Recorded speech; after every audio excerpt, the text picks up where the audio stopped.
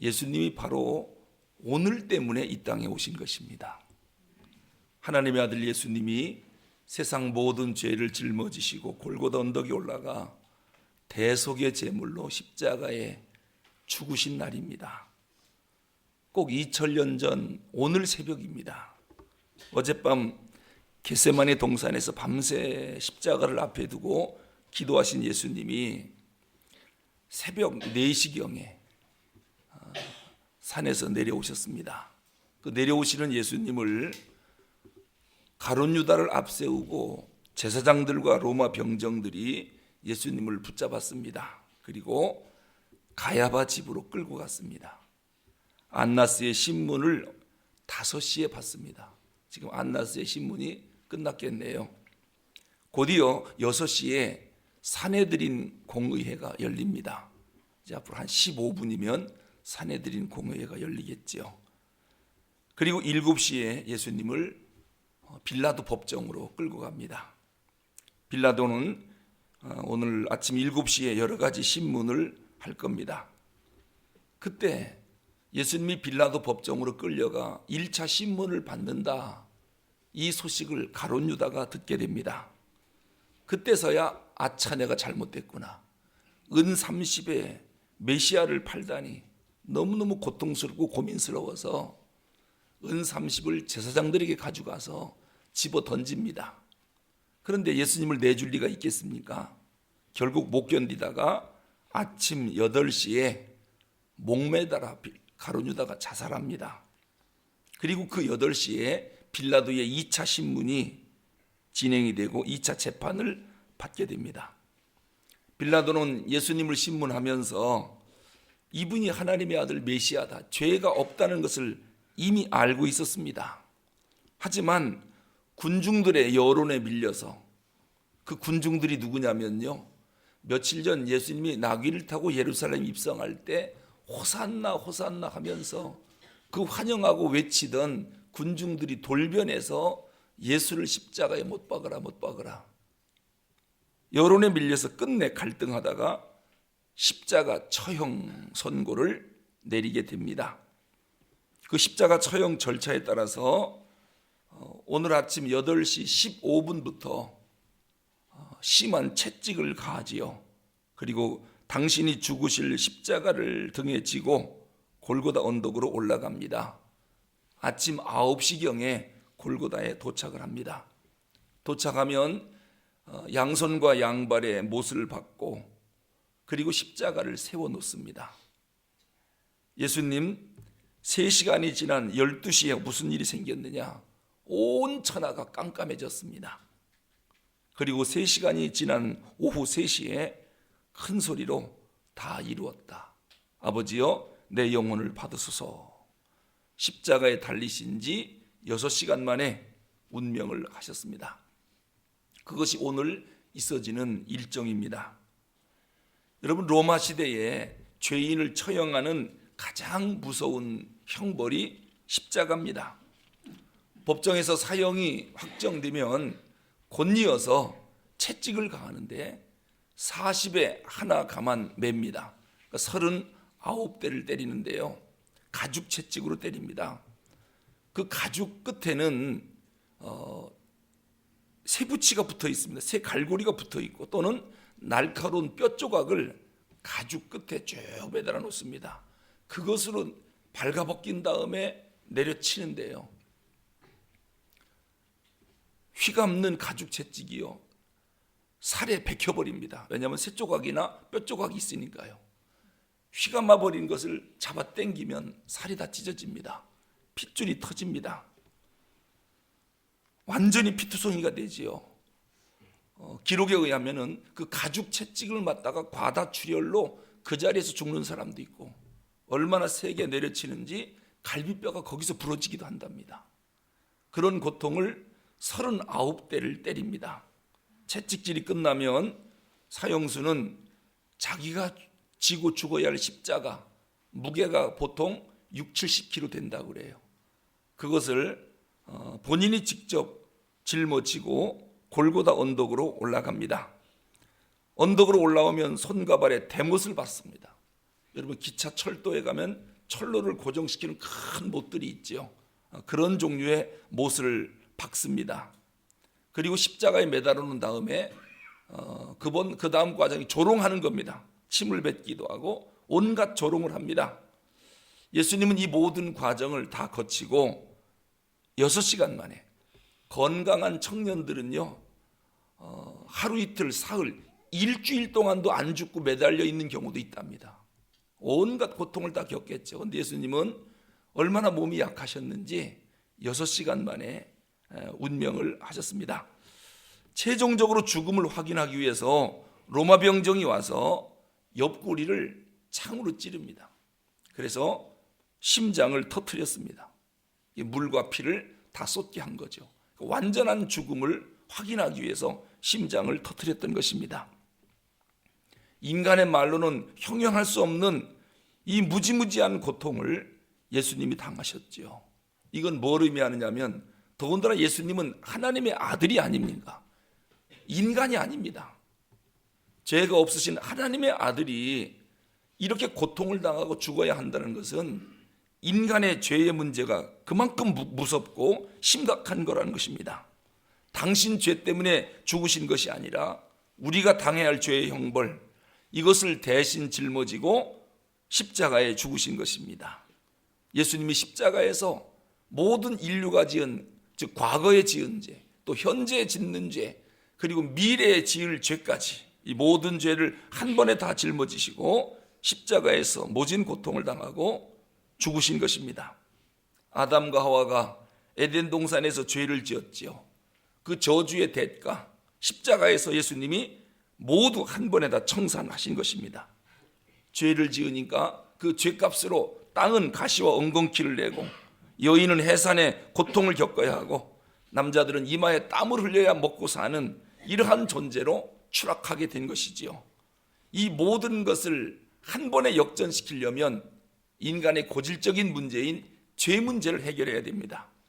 인간 자체로는 죄 문제가 해결이 안 되기 때문에 하나님이 결정한 것이 당신의 아들을 대속제물로 이 땅에 내려보내자, 이것이 성육신입니다. 예수님이 바로 오늘 십자가에 죽으시려고 이 땅에 성육신 하신 것이고, 오늘 그 뜻을 이루는 날입니다. 그래서 사도 바울은 갈라디아서 3장 13절에서 그리스도께서 우리를 위하여 저주를 받은 바 되사 율법의 저주에서 우리를 속량하셨으니, 우리를 위해서 예수님이 저주를 받은 바 되셨다. 그래서 율법의 저주에서, 율법은 우리의 죄를 지적하는 거거든요. 거기에서 죄를 속량하고 율법에서 우리를 건졌다는 것이지요. 기록된 바 나무에 달린 자마다 저주 아래에 있는 자라. 예수님이 십자가에 달렸죠. 저주 아래에 있는 자라. 우리가 저주 받아야 할 것을 예수님이 저주 받으셨다라고 하는 말씀입니다. 자, 그러면 우리가 이러한 엄청난 은혜를 입은 사람들입니다. 여러분, 창조주와 피조물의 관계는 어떤 관계냐면요, 이건 적절한 비유가 될려나 모르겠는데, 여러분 길을 지나가다가 산에서 개미 소굴을 만나서 지나가다가 개미 소굴을 밟았어요. 그랬더니 조그만 개미들이 죽었습니다. 여러분 관심 있습니까? 개미가 한 마리가 밟혀서 죽었다. 우리는 그냥 아무 의미 없이, 생각도 없이 그냥 죽었는지 살았는지 관심도 없습니다. 여러분, 창조주 앞에 피조물의 위치는 그거보다도 못합니다. 왜냐? 인간은 피조물이죠. 피조물이 개미인 피조물을 밟아도 아무 관심이 없는데, 그분은 창조주입니다. 근데 그분이 인간을 어떻게 만들었느냐? 당신의 형상으로 만들고 자녀 삼았다는 거예요. 세상에 피조물 중에 이런 특혜를 받은 피조물이 어디 있습니까? 여러분이 지나가는 개미 한 마리를 여러분 자녀로 호적에 등록시키고 상속권을 그 개미에게 줬다면 이 개미가 도대체가 어떤 특권을 받은 존재이겠습니까? 근데 그 개미를 위해서 이거 살리려고 창조주가 당신의 아들을 개미로 만들어서 내려보내서 개미를 대신해서 십자가에 고통받고 죽게 만들었다. 도대체 이해가 안 갑니다. 웬 은혜인가? 웬 사랑인가? 그 사랑이 너무 커서 겁이 나는 겁니다. 주님이 나를 위해 십자가에 죽으셨다. 여러분 무섭지 않습니까? 당신의 아들을 죽이면서까지 나를 살리겠다. 이게 도대체 뭔 일입니까? 이러한 놀라운 은혜를 받은 우리들이 이젠 은혜에 대한 응답을 보여야 됩니다. 은혜 받은 사람이 은혜만 받고 끝나면 안 됩니다. 어린 양이 죽어 내가 살았습니다. 우리는 유월절을 경험한 사람들이에요. 유월절을 경험하면 반드시 홍해를 건너야 됩니다. 세례를 받아요. 이제는 내가 죽어 예수님을 살리고 교회를 살리고, 이것이 은혜에 대한 응답입니다. 그래서 예수님은 네 십자가를 지고 나를 따르라. 우리는 우리의 십자가를 지고 주님을 따라야 되겠습니다. 하나님이 어떤 사람을 쓰시는가? 십자가를 지고 주를 따르는 사람입니다. 누가 십자가를 집니까? 주님의 십자가가 얼마나 큰 은혜인가를 깨닫는 사람이 너무도 고맙고 감사해서 내 십자가를 지고 이제는 남은 생에 주를 위해 살겠다고, 이게 세례받은 사람의 고백 아니겠습니까? 우리는 전부 세례를 받은 사람들이고 내 십자가를 지고 주님의 은혜에 보답하기 위해서 주님의 뒤를 따르겠다고 결심한 사람들입니다. 십자가는 자기 부인입니다. 죽은 사람입니다. 이제로 사는 것은 주님으로 사는 것입니다. 하나님이 누구를 쓰십니까? 십자가를 지고 주를 따르는 사람입니다. 오늘 설교 제목을 본문을 읽으면서 뭐라고 정할까 하다가 하나님이 쓰시는 사람이 누굴까? 즉 하나님 나라의 진정한 영적 스타가 누굴까? 그런 사람이 있으면 하나님이 불러서 쓰시겠죠. 연예 기획사들 보니까요, 스타 하나 만들려고 혈안이 되어 있습니다. BTS 같은, 즉 방탄소년단 같은 이러한 스타 그룹이 하나 생기면 그 기획사는 큰 돈을 벌거든요. 기업에서도 스타 CEO, 기업 경영인을 고액 연봉을 주면서라도 스카웃을 합니다.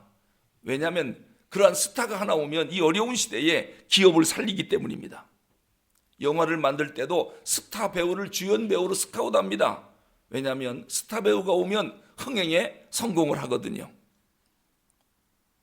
축구를 보니까요, 손흥민이나 박지성 같은 걸출한 스타가 나와요. 고액을 주고서라도 이 스타를 스카웃합니다. 어저께 맨시티하고 토트넘이 축구하는 걸 뉴스에서 봤어요. 지금 뭔 말인지 모르겠죠. 제가 방언하는 게 아닙니다. 아마 남자분들은 이미 뭔 말인지 다 관심 있으니까 알고 있을 거예요. 이 손흥민이가 그 맨시티 하면요, 이 영국 프리미어 리그에서 탑이거든요. 이제는 그 영국 리그에서 전체를 휩쓰는 팀이에요. 그래서 이번에 프리미어 리그에서 이기면은 4개 대회를 석권하는 대단한 팀이죠. 그런 팀하고 붙었는데 8강에서 붙었죠. 4강 올라가는. 처음에 1대0으로 지더라고요. 그래서 역시 강하구나 했는데 잠시 후에 손흥민이요, 그냥 가서 그 어려운 골을 넣고 조금 2분 뒤에 또 넣는 거예요. 세상이 사람도 아니에요. 사람도 아니에요. 세상에 이 한 사람이 그렇게 중요한 겁니다. 그러니까 이 손흥민의 몸값은 이 부르는 게 값입니다. 부르는 게 값입니다. 이런 뛰어난 스타가 하나 있으면 팀이 살아 4강에 올라갔어요. 전문가들은 맨시티가 올라가지 토트넘이 이길 리가 없다. 그런데 이기잖아요. 누구 때문에? 손흥민 때문에요. 그 사람이 한국 사람이라고 하는 거. 여러분, 교회도 마찬가지입니다. 하나님이 쓰시는 사람이 있는데요, 영적 스타가 딱 발굴되면 하나님이 그냥 스카웃해서 써버립니다. 성령을 물붓듯 부어가지고요, 능력을 주셔서. 인천 주안장로교회 안강자 권사님이 영적 슈퍼스타입니다. 왜냐? 그 권사님 한 분이 7만 명을 등록시켰어요. 몇 명이요? 7만 명. 7명이 아니라 70명이 아니라 700도 아니고 7천도 아니고 7만 명을 등록시켰어요. 그것도 10년 전 얘기하는 겁니다. 제가 10년 전 교회 간증와 갖고 지금까지 자기가 7만 명을 등록시켰다 했으니 그 이후로 10년 동안 또 얼마나 등록을 시켰을까요? 그래 지금 인천 주안장로교회가 대형 초대형 교회가 됐습니다. 10만 명의 성도를 자랑하는데 그중에 7만 명을 한 권사님이 등록을 시켰습니다. 여러분, 이러한 걸출한 영적 스타가 하나 나타나면 교회는 평안하고 든든해지는 것입니다. 자, 그러면 하나님은 어떤 사람을 교회의 영적 스타로 보시는가? 그게 중요하지 않습니까? 이왕이 우리가 예수를 믿고 한 생에 살다 간다면 좀 뭔가 하나님 앞에 영적 스타로 쓰임받고 가는 거 얼마나 영광스러운 일입니까? 그냥 먹고 자고 그리고 죽었다. 이 땅에 와서 7, 80 사는데, 똑같이 사는데 좀 영적 스타로 하나님 앞에 쓰임받고 사는 거, 이거 대단한 일 아닙니까? 그냥 의미 없이 살다 갈 수는 없지 않습니까? 성경에 보니까 하나님은 누구를 영적 스타로 보시는가? 오늘 본문 9절 10절 말씀에 보니까요, 형제 사랑에 관하여는, 자, 우리 9절 10절 같이 읽어보겠습니다. 시작. 형제 사랑에 관하여는 너희에게 쓸 것이 없음은 너희들 자신이 하나님의 가르침을 받아 서로 사랑함이라. 너희가 온 마게도냐 모든 형제에 대하여 과연 이것을 행하도다. 형제들아 권하노니 더욱 그렇게 행하고. 누가 영적 스타로 하나님이 보시느냐? 누구를? 첫째는 형제를 사랑하는 자래요. 형제를 사랑하는 자. 너희들이 형제 사랑하는 거에 대해서는 바울이 말합니다. 내가 할 말이 없다. 왜요? 너무 형제를 사랑하니까. 형제 사랑에 탁월한 교회가 데살로니가 교회였습니다. 이 부분에 대해서는 바울이 더 이상 쓸 말이 없답니다. 근데 데살로니가 교회는 자기 교인들만, 자기들끼리만 사랑한 게 아니라 같은 마게도냐 지역에 있는 다른 교회 모든 형제들까지 사랑했다는 것입니다. 아주 폭넓은 형제 사랑을 실천한 교회가 데살로니가 교회예요. 하나님은 그러한 교회가 발각되면 그냥 영적 스타로 쓰시는 것입니다. 하나님은 어떤 사람을 사용하시느냐? 형제 사랑이 탁월한 사람이에요. 우리 마음속에도 이러한 형제 사랑이 탁월할 수 있기를 바랍니다. 근데 초대교회에 문제가 하나 발생했습니다. 처음에는 정말로 은혜로운 교회였는데 시간이 지나가면서 교회 안에 돈 많은 사람, 권력 있는 사람, 지식 있는 사람, 이런 사람들이 교회 안에 와서 돈을 과시하고 권력을 자랑하고 그리고 지식을 자랑하는 사람이 점점 나타나기 시작하더니 이러한 세속적인 것으로 교회에 와서 주인 노릇을 하기 시작한 것입니다. 그러면서 교회가 문제가 발생하고 교만해지고 타락의 길로 걸어가는 것입니다. 여러분, 교회는 예수님처럼 희생의 리더십이라든지 섬김의 리더십, 형제 사랑이 뛰어난 사람이 지도자가 돼야 되거든요. 그런데 돈을 자랑하는 사람, 권력을 자랑하는 사람, 지식을 자랑하는 사람, 자기 희생과 섬김은 없고 이런 사람이 주인 노릇하면 교회가 힘들어지는 것입니다. 여러분, 기러기가 하늘을 날 때 V자 모양으로 난답니다. V자 모양으로 이렇게요. 그런데 이 날아갈 때 제일 기러기 한 마리가요 하늘로 쫙 올라간답니다. 앞장서는 거죠. 그러면 그 뒤를 따라서 V자 모양으로 대열을 이룬다는 거예요. 이것을 조류학자들이 연구를 해보니까요, 뒤따라가는 기러기는 71%의 에너지를 줄일 수 있답니다. 71%. 그러니까 맨 앞장서 가는 기러기가 그만큼 희생하는 겁니다. 힘들지요. 이 공기를 헤치고 나가야 되고 뒤따라오는 기러기는 그 뒤만 따라가면 되니까 71%의 에너지를 절약할 수 있다는 거예요. 그러니까 날아가면서 기러기들이 까옥까옥 울잖아요.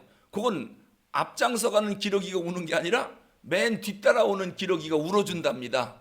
그게 무슨 얘기냐면 힘내라, 힘내라, 힘내라. 너 때문에 우리가 쉽게 간다. 너 힘내라, 힘내라. 뒤에서 응원하는 게 까옥까옥하고 맨 뒤에 오는 기러기들이 울어주고 앞에 있는 기러기는 그냥 힘들으니까 헤치면서 뒤에 있는 기러기들을 위해서 희생한다는 거죠. 이 섬김의 리더십.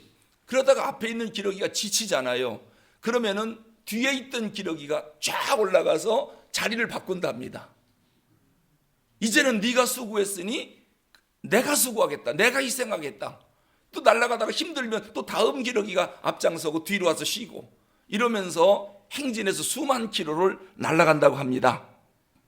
교회도요, 지치지 않고 높이 비상하는 먼 거리까지 날아가는 교회가 되려면 먼저 기러기처럼 내가 앞장서서 먼저 희생하겠습니다. 어려운 길을 내가 먼저 헤쳐나가겠습니다.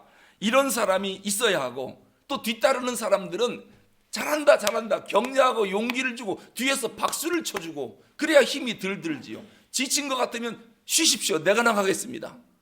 이렇게 해서 앞장서서 또 이끌어줘야 하고, 이런 교회가 높이 비상하는 교회가 될 수 있습니다.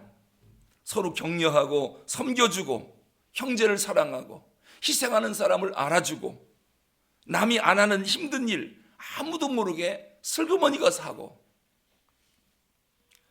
여러분, 우리 4, 5, 6층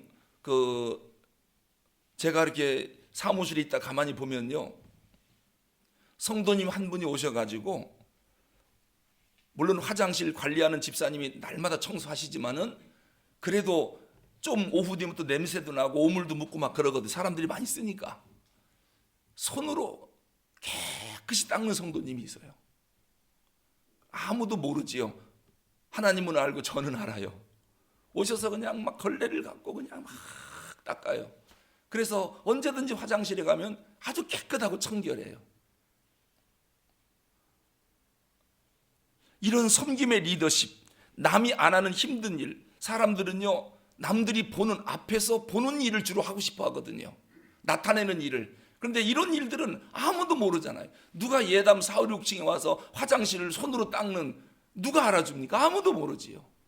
그렇게 하고 그냥 늘 관리하고 청결하게 하는 그런 집사님이 계셔요. 이게 진정한 영적 스타 아니겠습니까? 그리고 두 번째로 하나님이 보시는 영적 스타는 어떤 분이냐? 11절에 보니까요, 11절 읽어보겠습니다. 시작. 또 너희로 명한 것 같이 조용히 자기 일을 하고 너희 손으로 일하기를 힘쓰라. 조용히 자기 일을 하고 너희 손으로 일하기를 힘쓰라. 이게 무슨 말씀입니까? 지금 데살로니가 교회 성도들이요, 수많은 핍박 가운데 믿음을 잘 지켰습니다. 또 성도들끼리 사랑이 많은 그런 교회였습니다. 희생과 헌신하는 사람도 많이 있었습니다. 그런데 어느 날 이 교회 안에 이상한 종말론이 퍼지기 시작했습니다. 이게 성도들에게 오염이 된 겁니다. 극단적인 종말론 사상. 이게 뭐냐면 예수님 곧 오신다. 그러니까 있는 것도 다 못 먹고 죽는다. 곧 오시니까. 그러다 보니까 뭐 때문에 직장은 나가고 일하러 나가냐? 예수님 내일 모레 오시면은 지금 나가서 일하면 뭐 하냐? 이게 점점점 퍼져나가니까 성도들이 일을 안 해요. 그러나 하루 세 끼 밥은 먹어야 되잖아요. 일 안 했으니까 먹을 게 없으니까 뭐라고 얘기하느냐? 너희 집에 먹을 거 있지? 예수님 내일 모레 오시는데 그거 같이 먹어 치자. 그래서 그 사람 보고 먹을 걸 가져오라는 겁니다. 이렇게 점점 일 안 하는 사람들이 많이 생기니까 남의 신세만 지는 겁니다. 예수님은 빨리 안 오시죠. 그래도 오늘 내일 와야 되는데 안 오니까 계속 이 사람 먹을 거 갖고 와라, 저 사람 먹을 거 갖고 와라, 남의 신세만 지는 그런 모습이 데살로니가 교회 안에 퍼지기 시작한 것입니다. 처음에는요, 예수님 오시는 재림을 기다린다, 난 오직 기도만 하고 주님만 기다린다, 얼마나 믿음 좋게 보입니까? 나는 세상 직장 뭐 다 버리고 오직 주만 바라본다. 그러니까 믿음이 좋은 것처럼 보였잖아요. 그런데 이 사람이 점점점 민폐를 끼쳐요. 왜냐? 예수님이 빨리 안 오시니까. 여러분, 1992년인가요? 이장림 씨가 다미선교회 다가올 미래를 대비하라, 기억나시나요? 그 사람이 뭐 그해 10월 29일인가 예수님 재림한다고 아주 극단적인 종말론 사상, 이단 사상이 쫙 퍼졌잖아요, 한국교회에. 그런데 제가 그때 고등부 전도사였었거든요. 교육전도사였는데 고등부 교사 가운데 하나 집사님이 그 종말 사상에 빠진 겁니다. 이분이 사당시장에서 건어물 가게를 크게 하고 있었거든요. 그런데 예수님이 10월 29일 날 밤 0시에 내려오신다는 겁니다. 그러면서 건어물 가게를 내놨습니다. 팔았습니다. 그리고 있는 아파트 팔았습니다. 그리고 10월 29일 밤 12시까지 먹을 것만 남겨놓고 전부 다 나눠주고 다 재산 없애버렸습니다. 헌금 다 하고. 진짜 믿음 좋지요. 진짜 그날 밤 예수님 오셨다면 1등짜리입니다.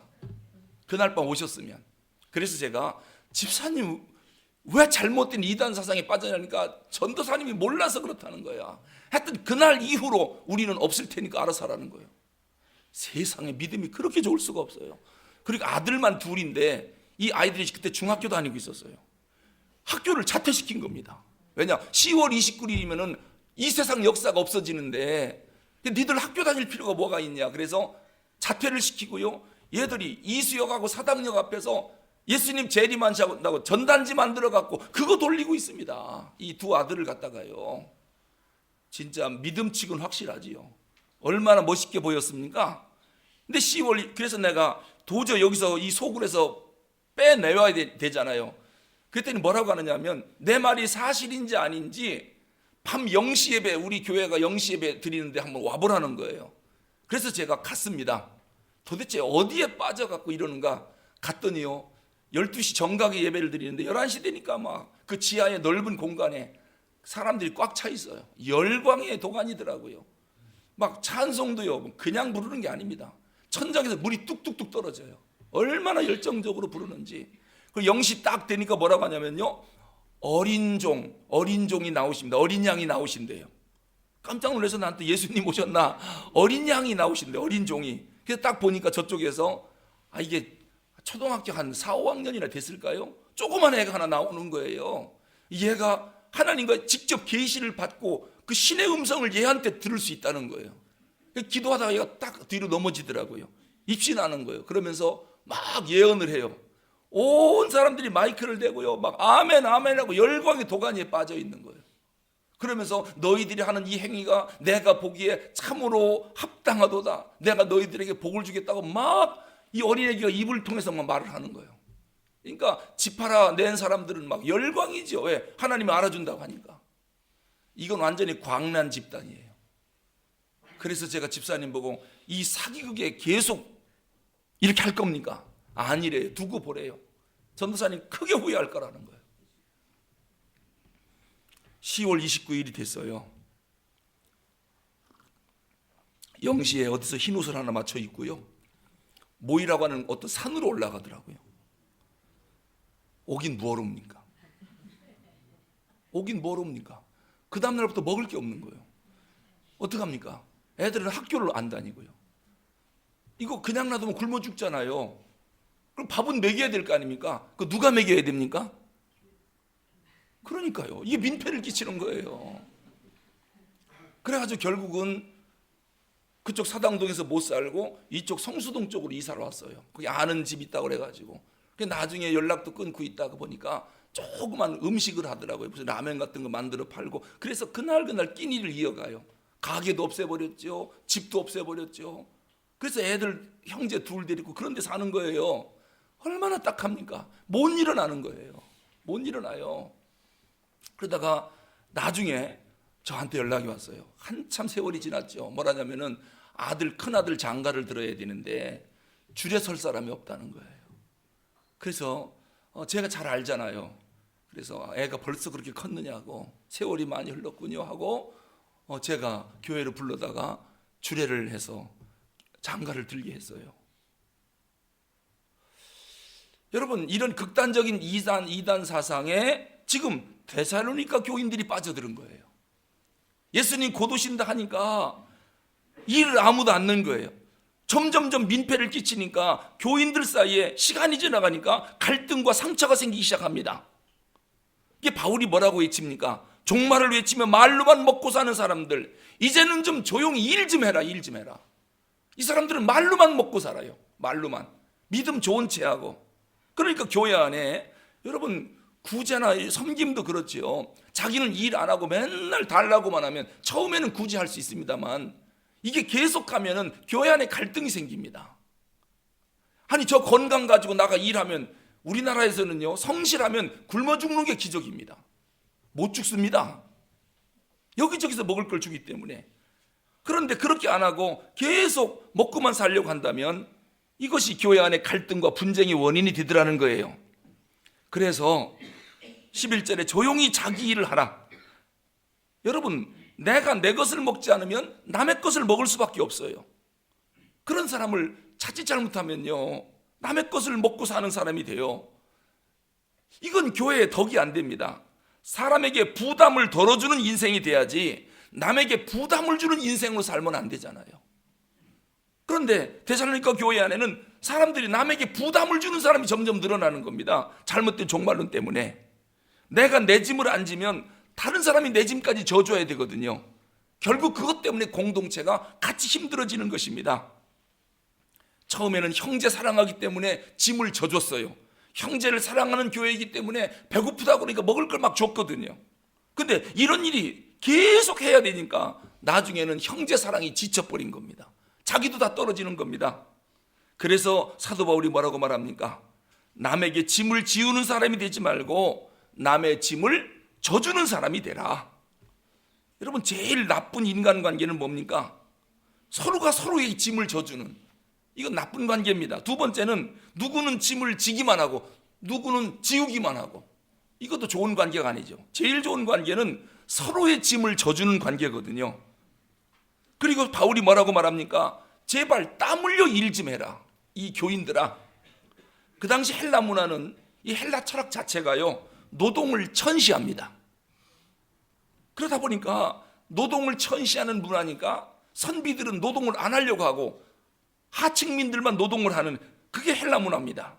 거기다가 종말론 열풍까지 같이 불어닥치니까 일은 안 하고 기도만 하려고 하는 사람이 늘어나고, 그러니까 그 사람들은 남에게 얻어먹을 수밖에 없고, 그래서 바울이 말하는 겁니다. 너 입으로만 살지 말고 손으로 직접 일하라. 좀 손을 써서 일을 해라. 그렇게 말을 한 것입니다.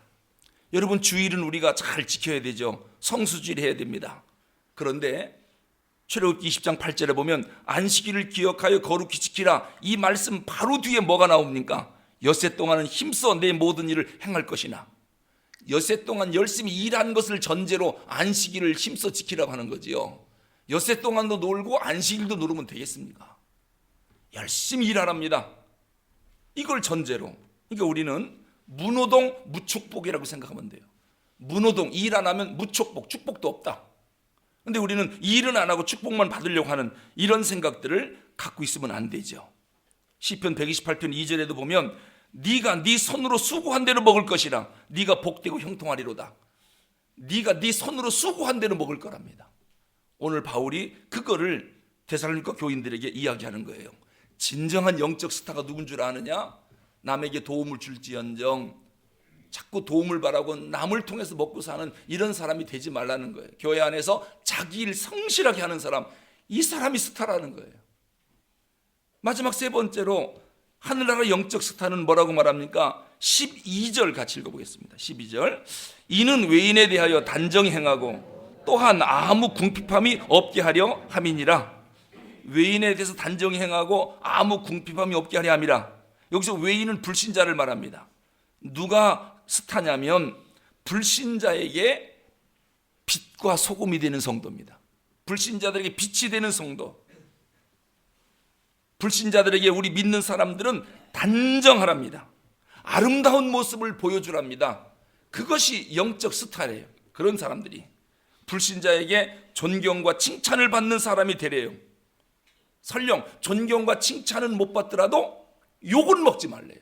욕은 먹지 말래요. 여러분, 세상이 악하기 때문에 믿는 사람들이 왜 저래? 이런 소리 우리가 안 들을 수가 없습니다.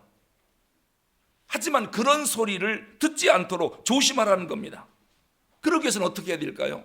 질서도 잘 지켜야 되고, 양보도 해야 되고, 너그럽게 살아야 되고, 감정 조절도 잘해야 되고, 지나친 사치도 금해야 되고, 항상 겸손해야 되고, 단정해야 되고. 왜요? 그래야 욕은 안 먹거든요.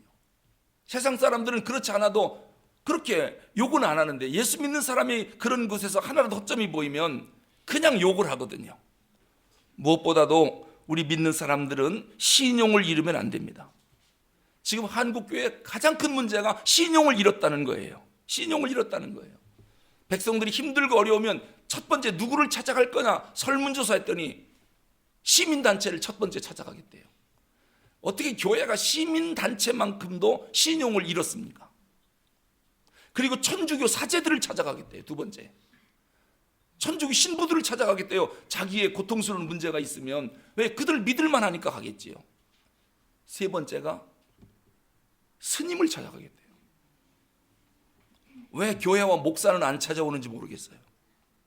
어떻게 하다 우리가 이렇게 됐습니까? 신용을 잃었다. 오늘 스타는 다른 거 아닙니다. 신용을 잃지 말아야 됩니다. 이 개인의 신용이 교회의 신용이고 이것이 나라와 민족의 신용 아니겠습니까? 애국이라고 하는 게 총 들고 나가 싸우는 것만 애국이 아니에요. 또 민족을 위해 기도하는 것, 이것만이 애국이 아니에요. 각자 자기 신용을 그리스도인으로서 철저히 지켜서 신용사회를 만드는 것. 그래서 믿어주는 것도 잘해야 되지만은 믿음직한 사람이 되는 것, 이것이 스타가 되는 길입니다. 오늘 본문에서 그래서 아무 궁핍함이 없게 하라. 바울은요, 성도들이 너무 궁핍하게 살면 덕이 되질 않는데요. 우리가 부자는 못 되더라도 먹는 문제만은 스스로 해결할 정도로 그렇게 열심히 살으라는 것입니다. 궁핍함과 이러한 가난을 당하지 않도록 열심히 땀 흘려 일하라는 거예요. 여러분, 하나님 앞에 꼭 기도하세요. 이게 마음대로 안 돼서 그렇지 우리가 기도하면 하나님이 은혜를 주시거든요. 하나님, 내가 구제할지언정 구제 당하지 않고 살게 해주세요. 우리 자녀들이 구제의 대상이 되지 않게 해주세요. 구제하는 위치에 있게 해주세요. 여러분, 이런 거 기도하는 거예요. 평생을 나눠주는 사람이 되고 싶어요? 얻어먹고 사는 사람이 되고 싶어요? 하나님이 주시는 복이 있는데 세상 사람들이 열심히 일합니까? 우리는 더 열심히 일을 해야 됩니다. 그래야 나눠주는 사람이 되잖아요. 여러분, 구제나 선교를 하다 보면 기도 제목이 산더미 같이 많습니다. 지금 우리 교회도 이 어려운 중에도 선교지, 선교사님, 또 각 기관, 미자립교회 무려 44군데를 지원하고 있습니다. 다른 교회에서 깜짝 놀래요. 이게 지금 힘들고 어려운 교회 맞느냐고요. 44개 교회, 금년도에도 많이 늘리지 않았습니까? 기도 제목이 산더미 같아요. 수시로 다급한 기도 제목들이 막 옵니다. 여러분, 이러한 기도 제목이 들려올 때 성도들이 목사님 걱정하지 마세요. 이번 일은 지가 처리할게요. 여러분, 이 정도 헌신할 수 있는 축복을 좀 내가 받고 싶습니다. 하나님 앞에 이런 꿈을 좀 갖고 있으면 얼마나 좋겠습니까? 말로만 이렇게 하자 저렇게 하자 하지 말고 복을 받아갖고 구제하는데 선교하는데 좀 긴급한 기도 제목이 있습니다 하면 목사님 걱정하지 마세요. 이번 일은 지가 처리합니다. 이런 비전과 꿈을 갖고 있어야 되지 않겠습니까? 그러기 위해서는 열심히 일을 해야 되고 구제의 대상이 아니라 구제하는 사람이 되도록 해달라고 하나님 앞에 열심히 기도하십시오. 거룩한 큰손이 되게 해달라고 하나님 앞에 기도하십시오. 절대로 메뚜기 의식으로 살지 마세요. 나 같은 게 뭐 이거 할 수 있겠나? 왜 그런 생각을 갖습니까? 축복의 통로가 되는 거룩한 큰손이 되게 해달라고 이런 비전을 갖고 하나님 앞에 기도하시기를 바랍니다. 그럴 때 그런 스타들이 교회 안에 든든히 서 있을 때 교회가 큰 힘을 얻게 되는 것입니다. 그런 사람을 발견하면 하나님은 그에게 기름과 능력을 부어주셔서 그를 교회의 기둥 같은 일꾼으로 사용하시는 것입니다. 하나님은 어떤 사람을 쓰시는가? 오늘 말씀, 영적 스타, 성도들을 자기 몸처럼 사랑하는 사람, 그리고 자기 일에 열심히 일하는 사람, 그래서 나눠주고 베푸는 데 앞장서는 사람, 헌신과 희생할 때 내가 앞장서서 내가 이 어려운 일을 앞장서 감당하겠다. 또 뒤따르는 사람은 막 박수 쳐주고 격려와 용기를 해주고 이렇게 똘똘 뭉쳐갈 때 교회가 든든해지는 것입니다. 기도하겠습니다.